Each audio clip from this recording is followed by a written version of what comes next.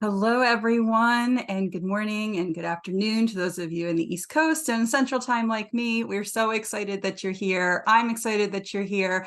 I am joined today by a very good friend of mine, Charlotte Purvis, and she is just like one of the coolest people, which you will see. And she is an accomplished author, consultant, and speaker with over 25 years in the area of customer communication. That is like her area of focus and specialty. And we're really excited to be working together on a new course offering that we are also working toward trying to make a certification program. So we're thrilled that you're here so you can learn a little bit about Charlotte and all the good things from her book, which the course is actually based on, the Customer Communication Formula. So looking forward to learning about all of that. Charlotte is very passionate about communicating with customers, and that's going to come through in everything that she talks about here today. And she's also a very thoughtful and caring individual. And like I said, I'm very excited to be introducing her and having her join us here today. So Charlotte, welcome. Thank you so much for Well, being. thank you. Thank you. I'm with some of my favorite people in the world. Anybody who's connected to customer service. Can you imagine me, Christine? Picture me in a contact center. Just, I am totally at home in my zone. You put me with some customer service people. So I look forward to our conversation today, and I look forward to hearing from them as well, our audience as well. Absolutely. Well, tell us a little bit about the book. So I know a lot of the content about the course and some of what we're going to be talking about today, this is coming directly from the book, The Customer Communication Formula. So congratulations on doing that. Who did you write this book for? Well, let me say, I wrote the book for the people who joined us today and anybody else who is connected to customer service in any way. It's important for me to share that I consider this a two-in-one book. So there are several chapters that are devoted to people who provide customer service. And then there are some chapters that are devoted to their leaders. And one of the reasons I did that is because a lot of the people that I work with and trained them, and they did well in the training, can you imagine what happened to them? They got moved to higher levels of leadership. I have so many examples of that. So I wanted my book to be one that could serve you while you are providing customer service, but also you would take with you when you became one of those leaders. So it's based on the formula that I developed for my clients. I developed it, I tested it, it received rave reviews, and then I wanted to share it with other people outside of my client base. So that's why I wrote the book. Legitimately a proven formula. I think one of the things I love best about this book is it's easy and thoughtful the way it's laid out, and it just gives you all the tools that you need. So I'm excited that we're going to be talking about some of these tools today, but I did want to kind of tap into some of that passion we were talking about earlier, which is when we first spoke, I literally said to you, I could like feel the passion about customer communication and really helping the individuals who serve customers feel more at home doing it, and as a result, providing better customer experiences. Can you tell me about your passion and where that came from? Yes, so I was passionate about customer service even when I didn't know. Let me give you an example. So when I was growing up in Tuscaloosa, Alabama, I paid attention to how people related to each other in the marketplace. I was just fascinated by some of the developments. You can imagine being in Tuscaloosa, Alabama during the civil rights era. When I went downtown, I paid attention to how things were managed. And that's a whole other story that I'll share at another time. But for now, that just the idea that you are a customer, and in my mind, you deserve the highest level of courtesy. And this is something that was taught to me at home, at church, at school. It was consistent in my community how important it was to be courteous to every single person. So fast forward, I go to school at the University of Wisconsin, Madison, and I study what? Human development, human relationships, how people relate and communicate with each other. And then now I have this wonderfully diverse client group that I work with. And what am I doing? I'm helping them pass along those lessons throughout the world, literally. I'm thinking about one of my clients who lives in Southeast Asia. I mean, can you imagine all of the people that all of the lives he'll touch by learning some of these communication skills? So, yes, passion. I can't even begin to describe it, Christine. I mean, and and some of the people online know that one of my highest honors was to be a consultant for a program that served people living with HIV. Mm-hmm. I had the honor of training over 150 people on how they're going to communicate with patients living with HIV. All of my customer service passion, everything I believe about diversity, equity, and inclusion, and just my own personal commitment to helping make the world a better place through customer service. All of that came together for me when I was working on that project. And now I want to make sure that this message gets out to an even broader audience as you and I have talked about. Absolutely.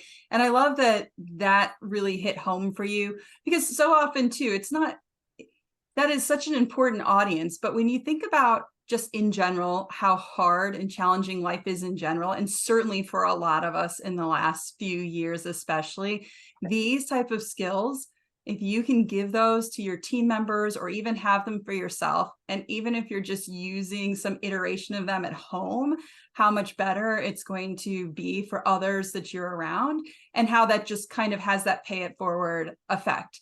I think it's so important that we don't take for granted all the things that others are going through. And I think that having a formula to follow to some degree, especially when we're at work and some things can get a little tricky, makes it a little bit easier. So with that, before we jump into the 3F formulas, we're having a few people still flow in. I do want to say that we do want this to be an interactive event. So it's why we set it up the way that we set it up versus kind of a traditional webinar format. We do want you to be able to ask questions in the chat. I know all of you are familiar with Zoom, so I don't need to give you a tutorial on that, but you can jump into the chat, ask questions whenever you want. You can use the raise hand feature if you want to just go ahead and ask your question live and unmute yourself, or have me unmute you. And yeah, we would love for you to participate as much as you can. Ask questions. Charlotte has graciously said that she will stay on at the end for anyone who might have more of a personal question that they have about something that might apply directly to them at their office space.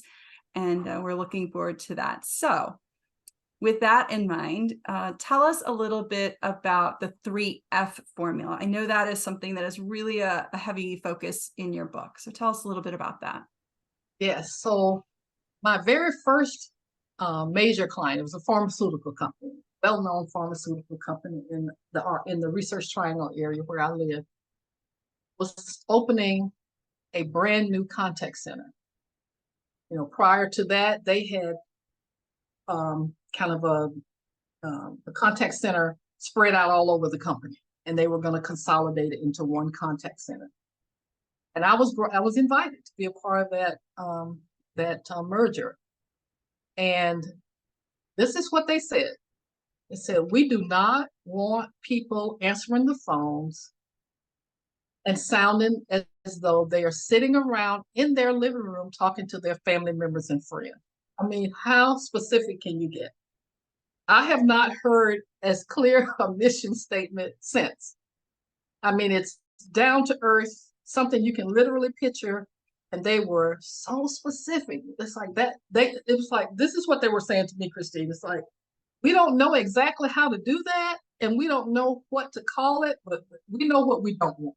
Was that the time when they had team members working from home and that was actually happening? Is that why they were so specific? No, that's very. Isn't that interesting? Mm-hmm. And I have not had a request like that since. But so here's what I decided, Chris. I said, well, if they are going to be that specific and that streamlined in their request, then I am going to match it. Now, granted, you all, the formula is very simple. It's friendly tone, formal words, and a focused conversation. So altogether, that's 6 words, 3 concepts and 6 words. I wish I could tell you all that I developed that in one afternoon, but I did not. It was, I spent a lot of time trying to figure all of that out. So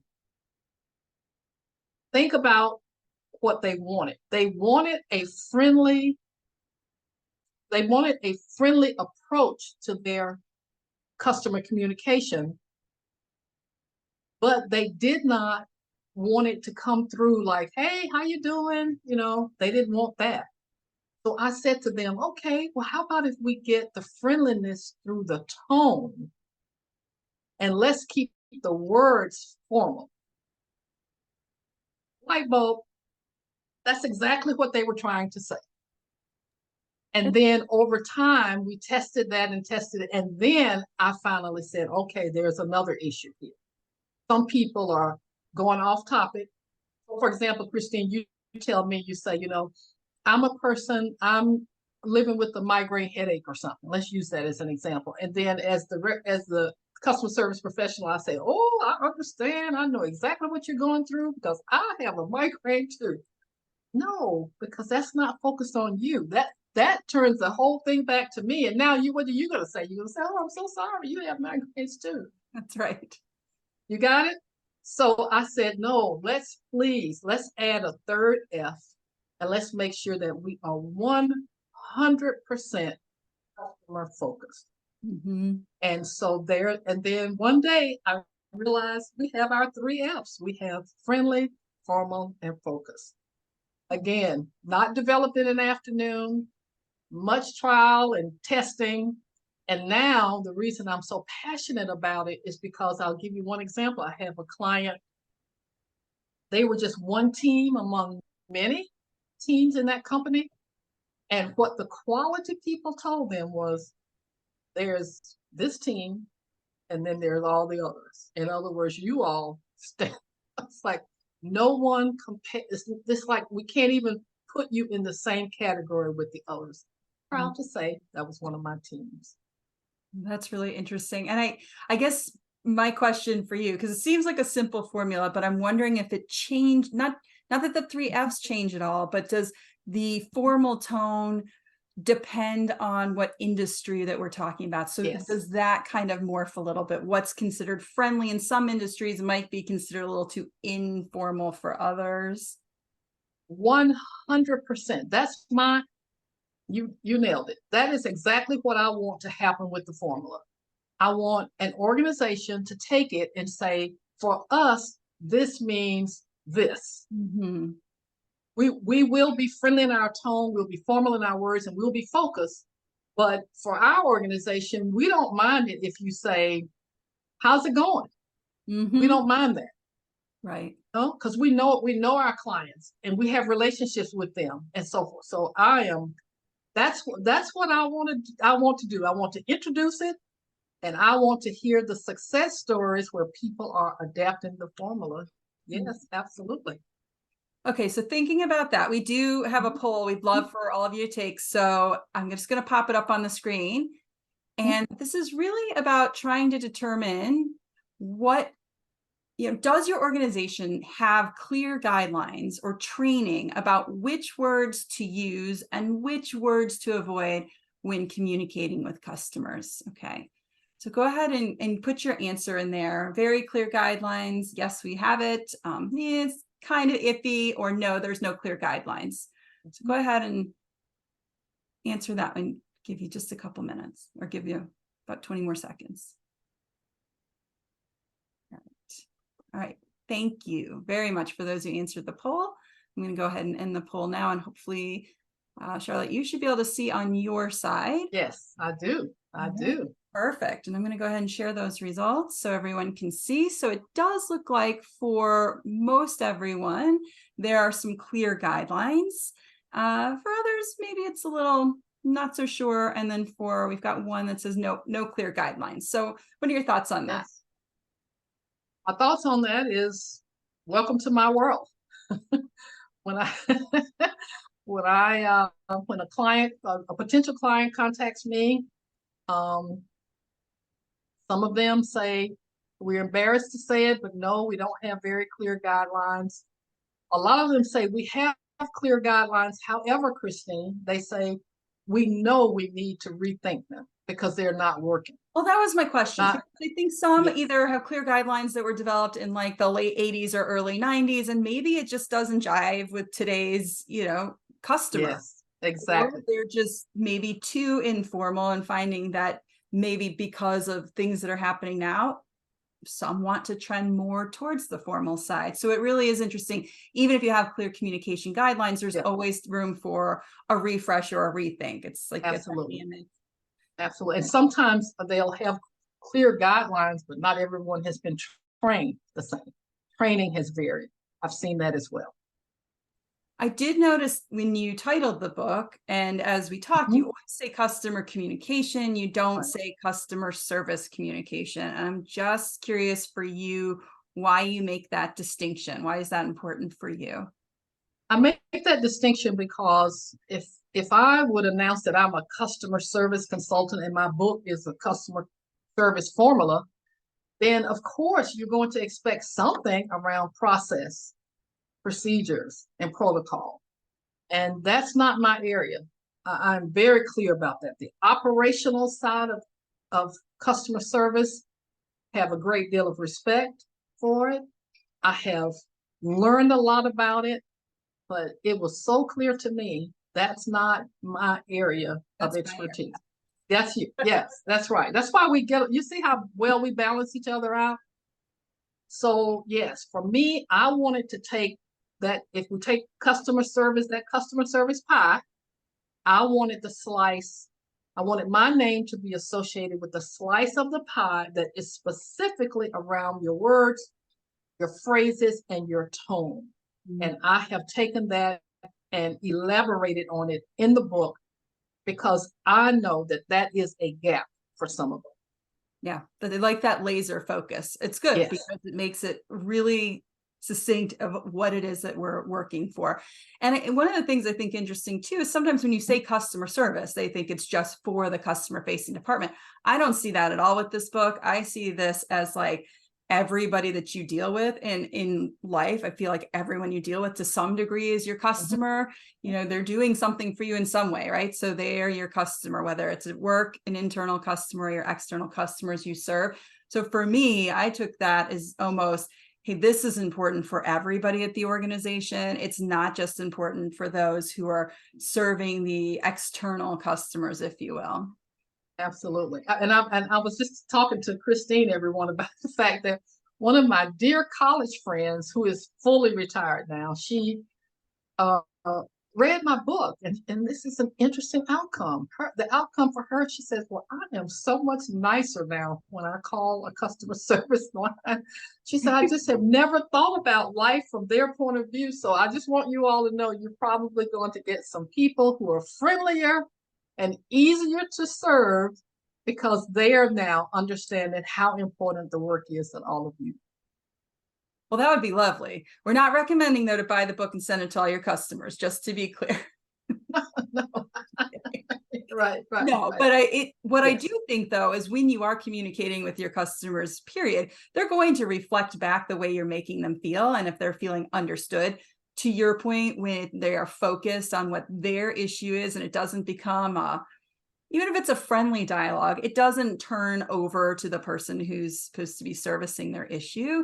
It stays with the person who they're supposed to be served for that moment. So I think that this goes a long way in being able to have that reflected back to the customers as well that are being served. Yes, exactly.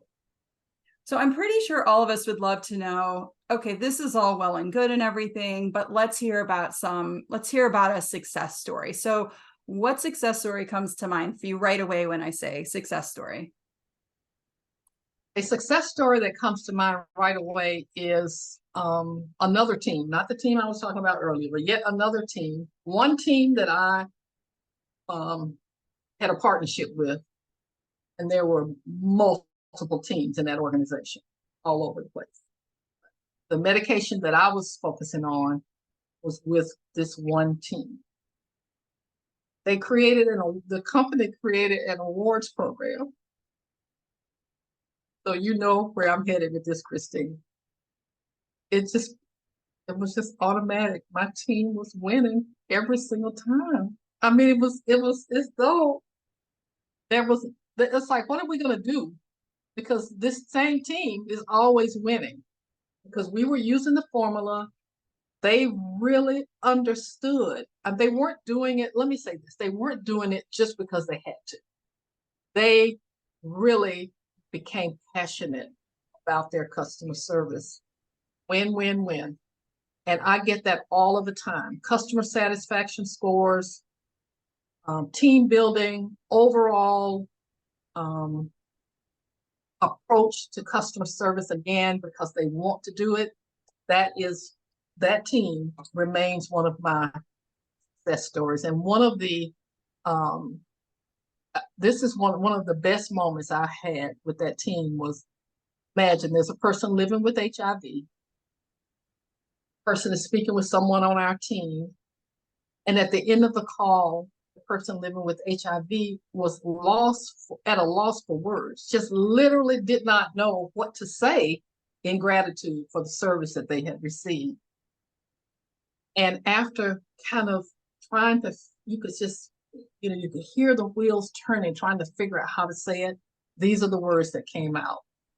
I want to give you an electronic hug. That was it for me. Now, and I want everybody online to know that this was before COVID. This had nothing at all to do with COVID, because we were all doing virtual hugs and all of that. Nope, this was well before. Literally at a loss for words for the level of service. And several of the patients were just shocked at how well they were treated. So can you imagine how proud I was of the team, and how proud I was that we were making a difference in the world? Well, I mean, and I love that story. I feel like especially the example you give with patients, like I feel like every patient should feel that way after somebody's spoken to them. And if I were that pharmaceutical company and I saw that department was winning all those awards, I think I might have clued into the fact that maybe I should hire you and train my department for all of that. But I think one of the key things is, by giving them this formula that's been tailored for their organization, it really provides this level of confidence for the individual who's serving the customer as well. So I am going to ask another poll question here. I think this kind of like dovetails in here what we're doing. So I would like so everybody, if you could take a minute to do this, is confidence in speaking to your customers. So how confident are you or those on your team when speaking with customers, especially when it comes to the words and phrases they use? Because I think sometimes, and some of us are guilty of this, and I'm not going to say it's me, but it's me. If I have a not so great customer experience and I know that it seemed like the person I was talking to wasn't confident in their responses, I will call back again to see if I can find a different person who might be able to help me. And oftentimes those who aren't confident in their initial delivery and that elicits me to call back, I do get a different response because the training just isn't there for their team.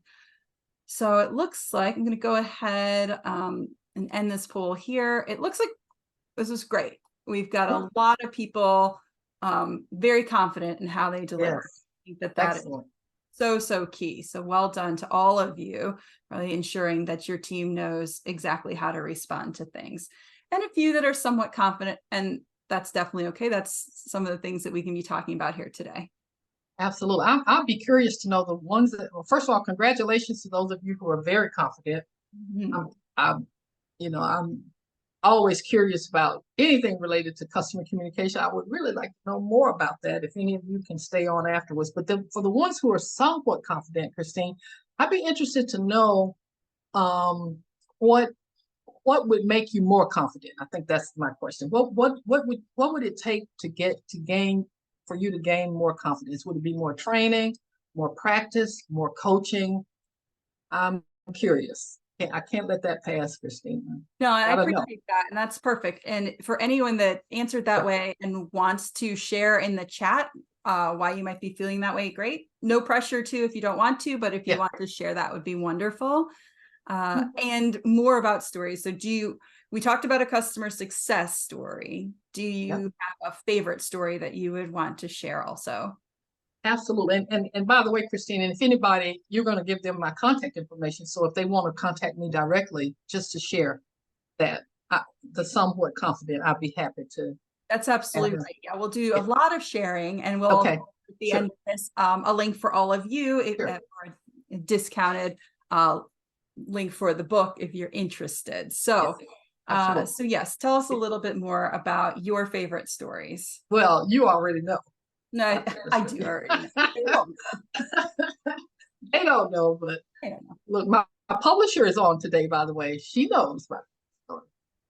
Lee, welcome, Lee, and several of my colleagues are here today. All right, so favorite story. A customer service professional was returning to work after a horrific family situation. I'll just say the kind of call that none of us ever want to get that received that call. So thankfully, when she returned to work, I was there. I was a part of her return. I was there, right there with her in her cubicle pre-COVID, and I was there with her to help her make that transition back. So imagine everyone, she's talking to me and she's telling me the story, and we're, all the misery, all the sadness, and we're all of that. Picture this: the telephone rings. The telephone rings, and there's a customer, and you would never have thought that she had gone through that tremendous tragic situation. He turned it on, that customer service voice, the tone, the words, and everything, just instantly. She finishes the call. She turns right around in her cube, does her paperwork, turns around, we go right back to talking about what happened, how tough it's been, and so forth. Phone rings again. Turns around. So let me tell you all, what I did was I gave that a name, and I brag about her in my book. I call it the swivel. And Christine and I have talked about this many times, that this it's a skill that all of us need.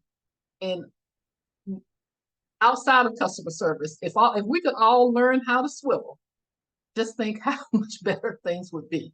So that remains, Christine, after all these years, that is the story that I'll be telling for a long, long time.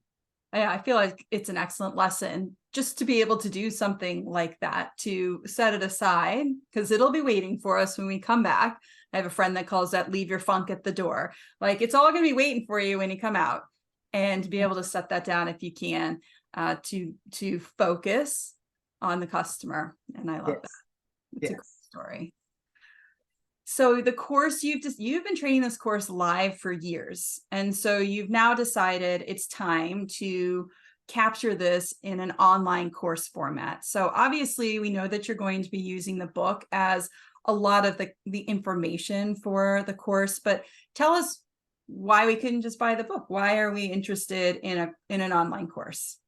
What are some of the things you're going to add in there? Yes. Well, what I wish, of course, is that I could do for other companies what I've done for my client companies, which is to be online or in person, delivering the customer service with the great results we've had.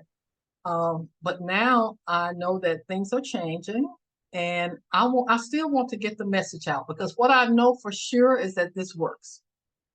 So I decided, well, you and I have been talking about a course. So my book, of course, will be the textbook. But what will be different is that I will add more stories, more examples. And also, I'm looking at this course as more like a conversation. Even though it's a one-sided conversation, I'm going to create it in a lively conversational format with the following. We'll have some check your learning activities. We have multiple apply your learning activities, and also just what I do in my class, which is your top takeaways, so that you can remember the key lessons for you in the course. The other thing we want to do is we want to give participants an opportunity to take the formula and to adapt it, that you and I, just what we talked about earlier, we want you to be able to adapt it to your organization. Finally, we want to make sure that when people take the course, that they then are more confident, as we talked about earlier, in their customer communication. And my hope is that some people who take the course will then go on to higher levels of leadership and be able to either train or influence other people on the importance of having a friendly tone, formal language, conversation. So it's for us now, for customer service professionals now, but I'm also looking ahead and hoping to prepare them for higher levels of leadership like my real life clients have. Mm-hmm. Yeah, and I think that that's what's so great about this, because you could take the book, and a lot of us read books, and I mean, I have a whole bookshelf of books behind me, and I have read most of them. I can tell you which ones I want to read again because it didn't stick, right? So I think what is so great about having an online course where you have your learnings checked and you're able to take this, I think there's going to be a workbook as well where you can take notes and you will actually have this guide to help you. It'll be great for those who are in position for themselves and for positions of influence. It'll also be good to see as well if this can just become something that is part of or complementary to any type of induction for those individuals working with customers, because I think it should just be a foundational piece that everyone gets to learn for that consistency of service that all organizations are striving for. And all this type of training does improve employee engagement. And when your employees are engaged and feel confident at work, you're going to retain them longer. So I know some companies are always fearful of investing and then people leaving, but it is shown, and I know many of you on this call know this, that the generations in the workforce right now know that if you invest in them, they feel more interested in staying at your organization and being a part of it because you see them as valuable. Absolutely. Ditto, ditto. All right, so we have another poll, and then we'll get to some questions. Yes. The question or the poll is going to be for each of you with the 3F formula that Charlotte talked about today. Which component of the 3F, so whether it's friendly, formal, or focused, would you want to focus on right away? And which would you suggest your team would use right away if you're in more of a leadership position? Oh, friendly tone. Interesting. Okay. Interesting. Yeah, I like all of these. It's good. Yes. Interesting to see. So I'm going to go ahead and you share the results so everyone can see. We've got several who jumped in with friendly tone, which I think is very good. Something to work on. And focused conversation, that would be one for me. I find that I get on these like, hey, we're best friends now conversations because I just love everyone so much. But sometimes I think, focused conversation is a good place to put it, especially if you have a busy contact center area as well. Yes. And let me just say about the friendly tone, everyone, is that the lesson I teach my clients is that people tend to hear tone before they hear words. So that I just applaud you, the 5 of you who are going to focus on friendly tone. It's so important. And one of the recommendations is to make sure that people know what the expectations are for their tone. And one of the ways to do that is to have recordings, Christine, and let them actually hear what you consider to be appropriate tone. Give them several versions, male, female, different regions of the country. Let them hear all the different versions, and then also let them hear the tone versions of the tone that you absolutely do not find acceptable for your organization. And so we've done recordings so that people can actually hear. Because it's one thing I could say to you, Christine, I really think you should work on your tone. And you would say, oh, okay, I will. Have no idea what expectations are there, right? So I have they hear one tone before words, please. Yes. Go ahead. two comments on that. The first is yes, in that Harvard Business Study, and some of you know this just because you've heard me say this before, but over the phone, when people are receiving a message from someone, the message they receive or how they feel or how they digest that message, 18% of that comes from the words that are being said. The other 82% comes from the tone that the person has stated it with.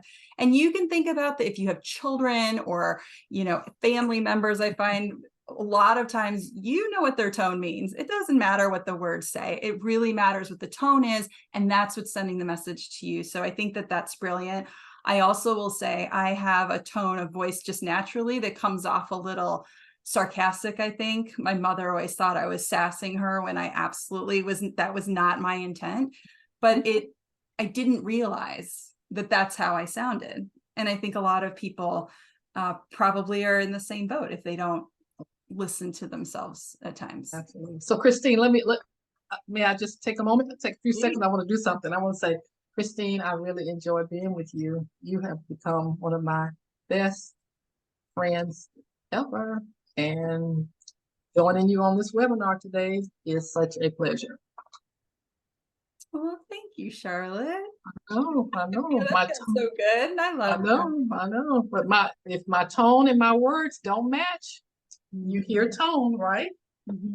Absolutely. Well, when I used to train in the classroom all the time, it was always the example I would always give. If any of you are pet lovers, just because with your dog, you could say anything to them in like this high-pitched little cute voice, and you're just so sweet. And you could say something like, I'm not going to feed you for a week, and then I'm never going to take you for a walk again. They'd be so excited, but they have no idea what you're saying. So, it's just inherent in living creatures to respond to the tone that others are giving. So yeah, absolutely. No, I love that. So we would now love to open this up to any questions that anyone has. You can use, like I said, you could use the raise hand feature. You can just pop something into the chat, but I'd love to give you all a minute or so to form your questions, because we would love to have you ask some questions while we're on this call.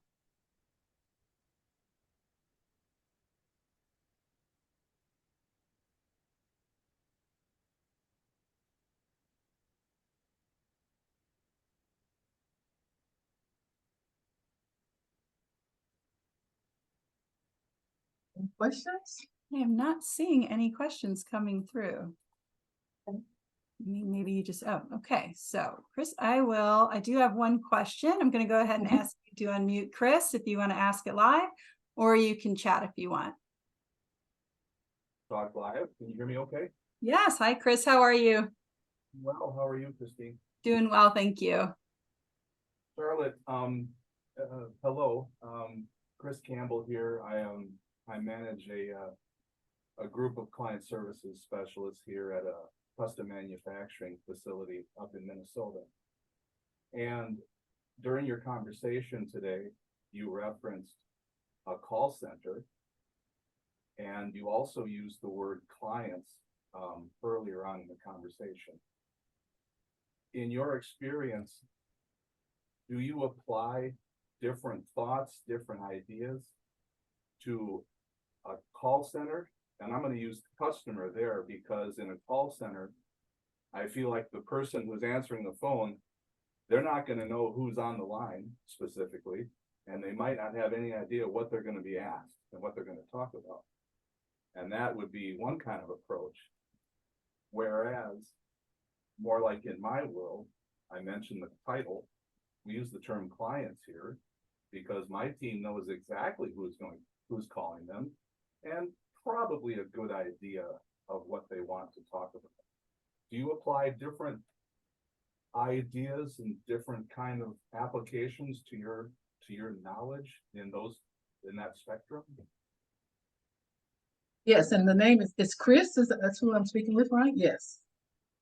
Yes, Chris, absolutely. So what you just tapped into is a very important topic, Chris, in regards to customer communication. And what you've talked about, what you just said relates to relationships.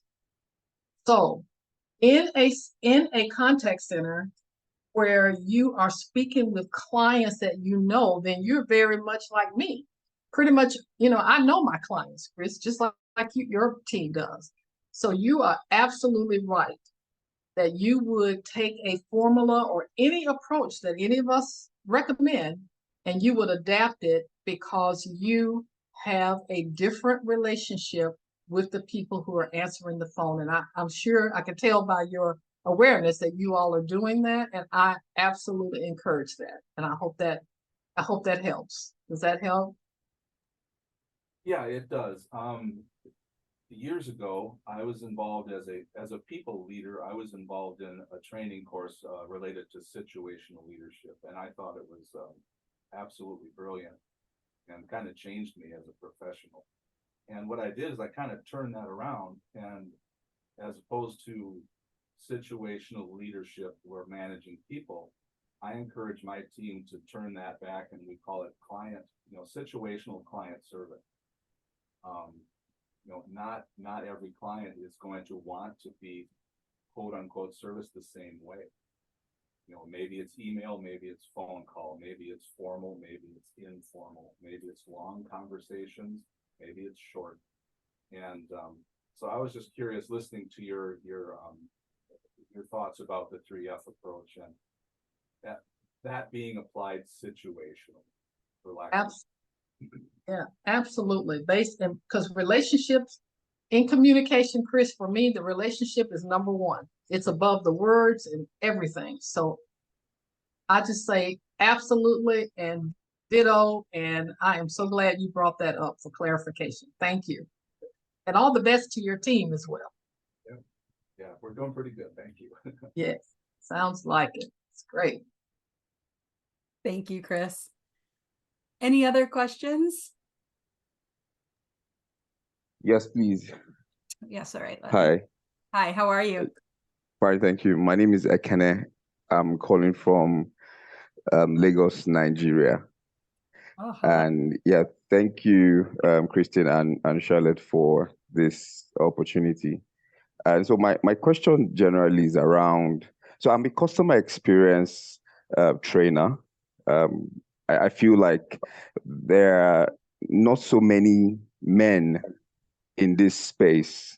I mean, apart from the popular Shep Hiking and a couple of other men, but generally speaking, especially from Africa, customer experience, customer service is more tilted towards the feminine folks generally. I mean that's because I guess that maybe care and friendliness and the good stuff, generally are more of a feminine thing, right? So I see some sort of space, to operate in that area, which is one of the things that sort of inspired, me speaking, to customer experience and also getting trained, in that regard.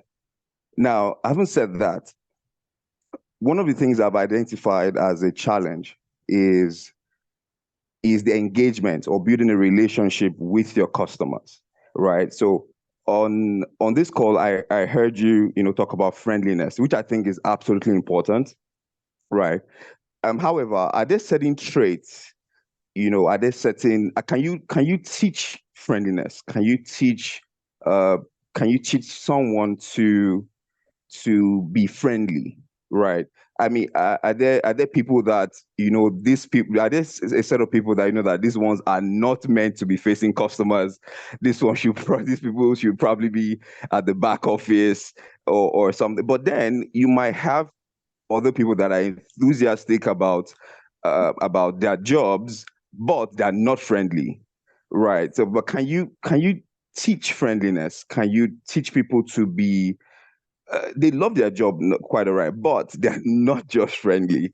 Yeah. They cannot, make customers feel a certain way. They will get the job done. They will attend to customers really well, but you see that extra, that extra vibe, for lack of a better word, to make customers feel a certain way, even while solving their problem. Some people don't have it. The question is, can you teach it? Is there Yes. a behavioral, knob you can tweak somewhere to teach such a thing? That's my question. Thank you. Oh, absolutely. Well, thank you for that question. Let me just jump in real quick, Christine, and I'll answer this and hope we can continue. You and I can continue this conversation as well. So first, let me say this. Let me say this. I am so proud that a number of my clients have been male clients, both in contact centers and in other leadership roles.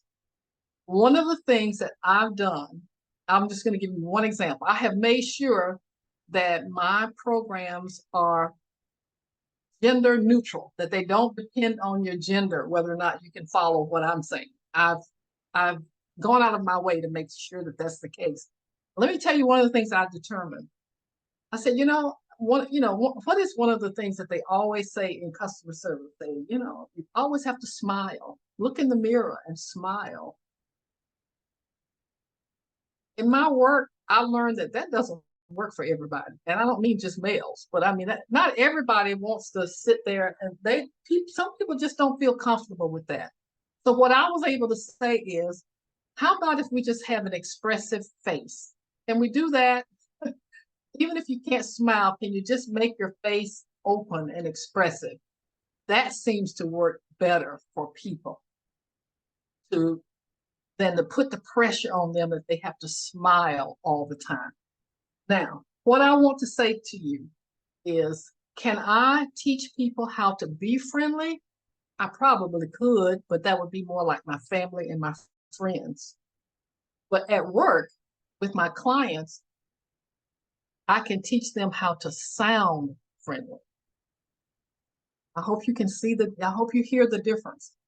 I have developed techniques to show them how to sound friendly, and I keep a boundary. I am very clear that I am not there to tell people how to feel. How to feel. Just imagine, I'm not going to tell you how you should feel about people living with HIV. I know how I feel about them, but that's not my job to tell you how to feel. What I can say is, when you are speaking with a client, as Chris just shared with us, or Chris from Minnesota, or when you're speaking with a person living with HIV, or a patient or a customer, here's what we recommend: a friendly tone, formal words, and a focused conversation. Doesn't require a gender, and it does not require that you sit there and smile in the mirror all day.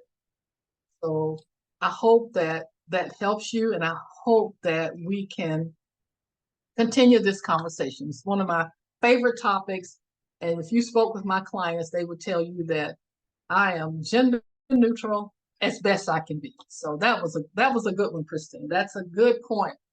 That gets confusing in customer service when we try to apply gender-related behaviors customer service. It gets very confusing. So I mean, it's a great question. I think anyone can be themselves and provide good customer service, because I think the concern is, do we have to try and hardwire change these individuals or turn them into someone they're not while they are at work? And that is absolutely not, that would never be a good outcome.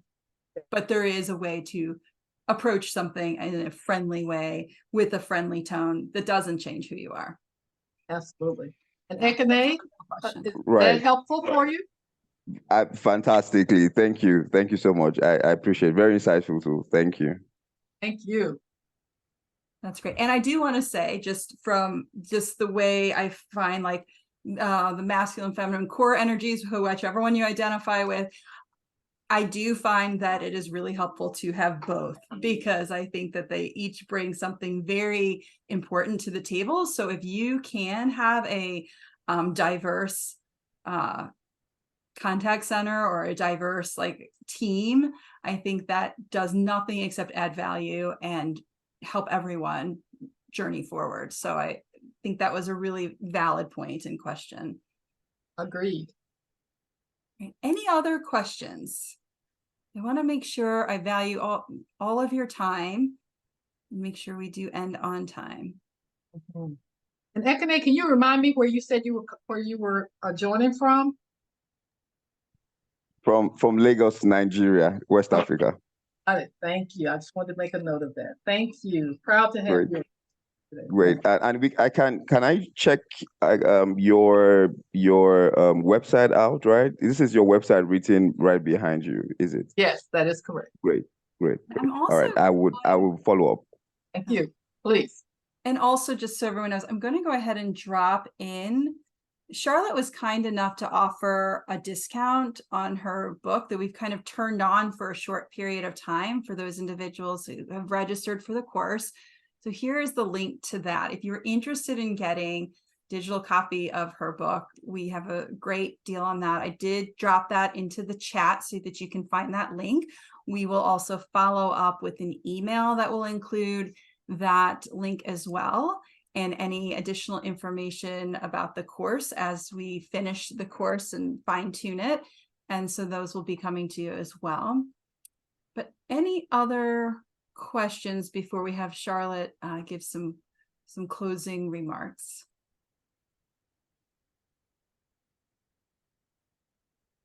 Charlotte, well, if you have any closing remarks, I just want to say I'm so thrilled that everyone who joined us today. Really appreciate you and appreciate you being here and all the hard work you're doing out there every day.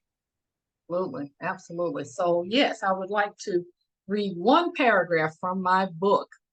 And this is dedicated to all of you who are connected to customer service, customer communication in any way. When we think of customer service, we often think of procedures, processes, protocol. Customer service is so much more.